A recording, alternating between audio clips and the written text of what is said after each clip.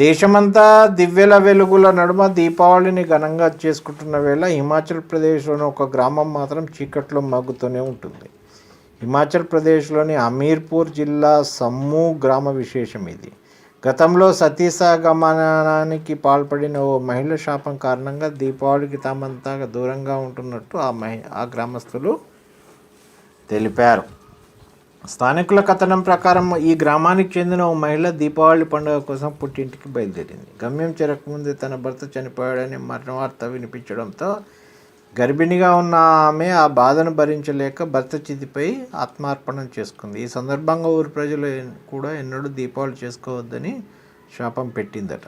అప్పటి నుంచి సమ్మూలో పండుగ చేసుకోవడం లేదు. దీపావళి జరుపుకుంటే ఏదో ఒక అపశకునం తప్పదనే భయం గ్రామస్తుల్లో ఉంది. ఈ గ్రామానికి చెందిన వారు ఇతర ప్రదేశాల్లో ఉన్న పండుగ చేసుకోరు.